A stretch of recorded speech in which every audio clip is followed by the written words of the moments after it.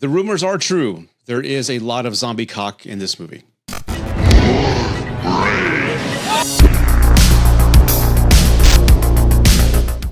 Now, I want to be clear, the 28 Days franchise, I absolutely love. There are days which, if you follow me, you know this is my favorite zombie movie of all time.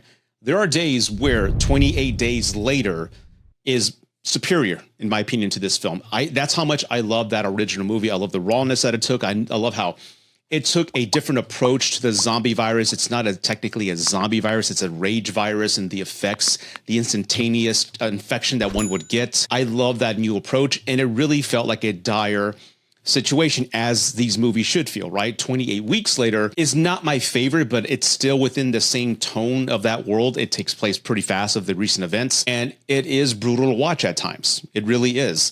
Now, this one takes place almost 30 years after the fact, and I did not expect walking in to feel the same type of atmosphere that those movies did. I expected a more calm setting where people more or less have adapted to this world. But yes, there is still a threat. We are going to have those tension-filled events, but the people there have learned how to live with them or how to live around them and avoid them and kill them. And that's more or less what this movie gave. So walking in, that was my expectation. I'm a big fan, and these are my thoughts. Now, the movie starts off 30 years after the effects of this, and you have a small island of people who've learned to live and survive. They have a culture, they have a hierarchy. Each person has a role to make this community grow and sustain itself. And in the movie, you have a young kid going with his father. This kid's named Spike. It's like a rite of passage to adulthood for a young man to go out in his first hunt. So there's this big ceremonious event that goes. They give him the warnings about, hey, if you get out there, there's no help. You know, people have died trying to save other people. So once you go out this gate, you're on your own. So him and his father go out there to get his first kill as they transition into manhood. And that's what you see in the trailer. Now, my reaction leaving this movie, I absolutely love this movie. I left actually relieved that I enjoyed it so much, because I heard so many critics online, especially on TikTok, saying that this was the worst movie ever.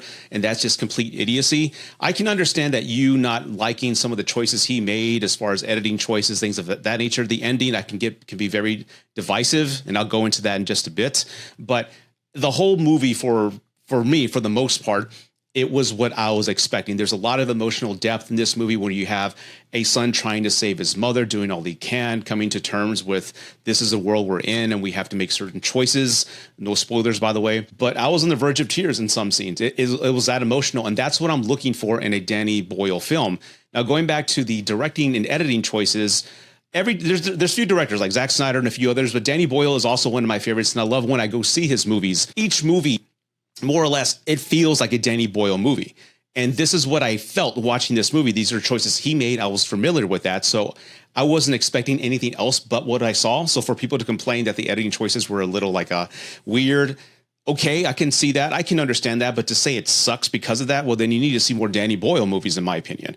But it had that tone. It had that urgency. I understand he shot the movie with iPhone cameras versus, like, what was it, the 8mm camera that he used in part one? I know that's not the camera, but he used like a raw one.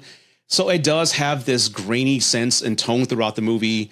There's some editing choices when a kill happens, it kind of zooms like a video game, which I found unique. I didn't find it distracting in any way. But the tone, the rawness, the violence of this movie is still in place in times appropriately where it has to be, along with the main thing that's needed, in my opinion, the human element, the people that you care about. And if you don't care about the people trying to survive, then you don't have a movie. And I was deeply vested in these people and wanting them to survive. Now, who is this movie for? If you love Danny Boyle movies, and if you love the 28 Days movies before this, I urge you to check this out and go in with an open mind, because it's not as bad as people were making it out to be. There isn't, how can I say this without spoiling the movie? Fuck. If you love the first two movies and expect that type of tone and urgency, you will get that. You won't get it at the level as part two did, but you will have the human story. You will have the violence in place. It'll be very graphic, and you will get that. Now, I don't want to get too deep into the spoiler, but I'm going to have to right now to explain why I don't think the ending is as bad as it's supposed to be. So if you don't want to know the ending, skip here, right? But I'm going to talk about a brief moment why the ending made sense to me. Okay. Okay. Spoilers. Now, at the end of the movie, I did have what the fuck's going on here moment. Because at the end of the movie's ending, Spike is going out on his own in the mainland, and all of a sudden he's cornered, but all these dudes in jumpsuits, colorful jumpsuits, come out to save him. And the music is odd, it's fast, and it feels like a parody of the movie itself. So the tone shifts like 180, and I'm like, what the fuck am I watching? It just made no sense. It kind of killed the movie for me initially at that moment. But as I walked away and you find out who that person is, the main character talking to Spike, he has a cross that belongs to the kid at the beginning of the movie, and his father was a priest. He was with all his friends watching Teletubbies as the world was coming to an end. So you understand, oh, that's the character we saw at the very beginning. You've seen that in the trailer. And as I was driving home, I didn't like the ending, but as I thought about it, I'm like, okay, these people, these kids are now adults. It's been 30 years, so they're probably in their mid 30s, maybe late 30s, right? Because this all happened when they were 9 watching Teletubbies when they're parents.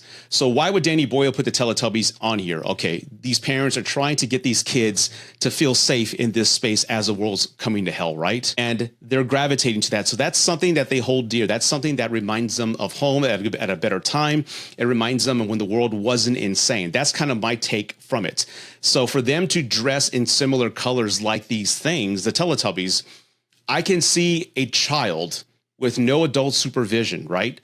Whose last great memory, whose last hope of joy, of feeling like a kid, was receiving a cross from his dad and watching a cartoon. That's like the innocence of them. So I can see them more or less idolizing that and becoming something of like in that nature of a Teletubby. So as I thought about it, I go, yeah, that kind of makes sense. Is it a wise choice? I don't know, but I understand it. So for people to say that decision is stupid, I can't argue with that. I honestly can't. But for me, within the context of the story, 30 years, almost 28 years, right, after the fact that these events happened and you had to grow up in this environment, you're not going to be all there. Okay, you're not going to be all there. You're going to be whacked out of your head. So maybe Teletubbies is your last like memory of nostalgia that you're going to hold dear to you, and maybe just cover yourself in that type of image. So that's what I walked away with as an audience member when I gave it more thought. So when I gave it more thought, maybe you agree with me or not, it made sense to me. If you still don't like it after my explanation, well, that's fine. But for me, it made sense.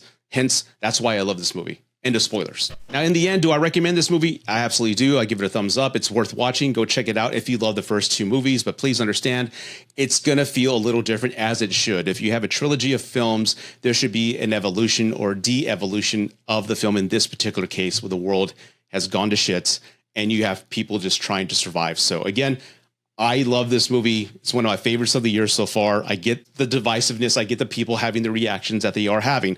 But to say it's stupid or the worst movie of the ever, that's idiocy, that's hyperbole, and these people are just overreacting. If you sit down and think about it, it makes sense. So again, I recommend this movie. And thank you for watching Gen X Reviews. My name is Rudy A. I give movie reviews from a Gen X point of view. And if you love the movie, I would love to hear your thoughts. Put some comments down below. Did you think it sucked? Did you think it was awesome? I would love to hear from you. Again, subscribe, hit the like button. It would mean the world to me. I'll see you next time, everybody. Take care.